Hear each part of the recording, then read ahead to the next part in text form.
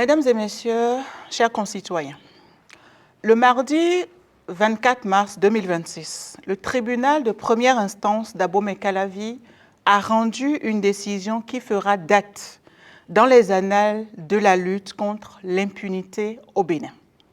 Ce dossier est celui d'une double trahison.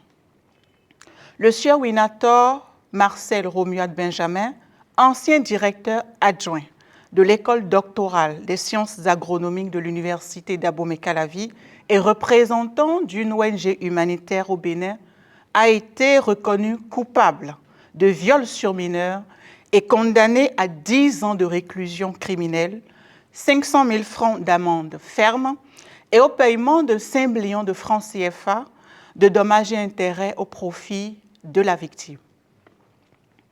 La victime est une jeune orpheline de 17 ans, bénéficiaire des services de l'ONG pour laquelle le sieur Winator est en mission humanitaire. Selon ses déclarations, ce dernier, sous prétexte de lui remettre des fonds pour ses besoins, a usé de son autorité pour attirer la jeune fille à son domicile, l'enfermer et commettre l'irréparable, profitant ainsi de sa vulnérabilité. Dès la saisine de l'Institut national de la femme, par message de WhatsApp en septembre 2025, nos services se sont mobilisés avec une célérité sans faille. La victime a été orientée vers le commissariat de Révier pour obtenir une réquisition permettant la délivrance gratuite d'un certificat médical, pièce maîtresse du dossier.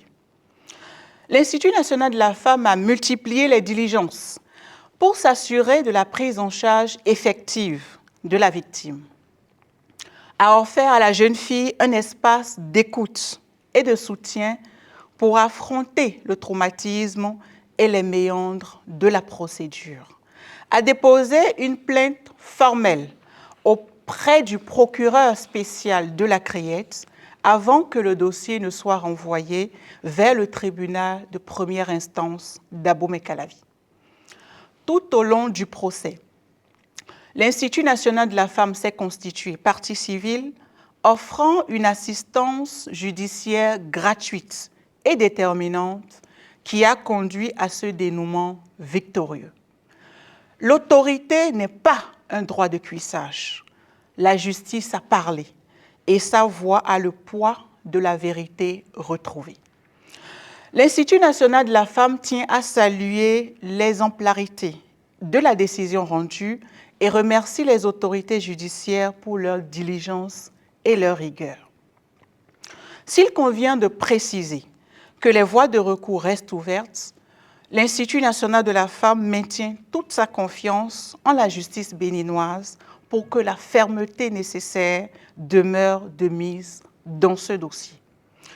Il est d'ailleurs important de souligner qu'à ce jour, de nouvelles victimes du même prévenu continuent de se manifester pour dénoncer des faits similaires. Au demeurant, nos universités et nos écoles, tout particulièrement, doivent être des sanctuaires de l'excellence et non des terrains de prédation. L'Institut national de la femme réaffirme sa position.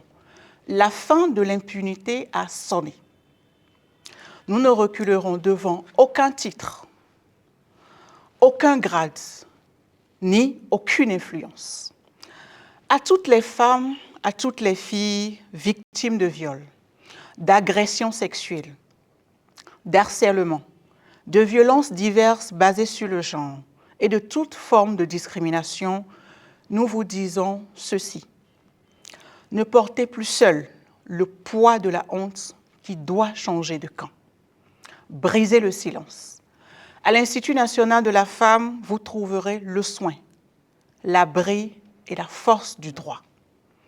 Appelez gratuitement le 114 et contactez-nous via la ligne WhatsApp au 01 51 07 88 88. Tout le personnel de l'Institut national de la femme reste mobilisé et engagé, car protéger une femme, c'est sauvegarder l'avenir de toute une nation. Je vous remercie.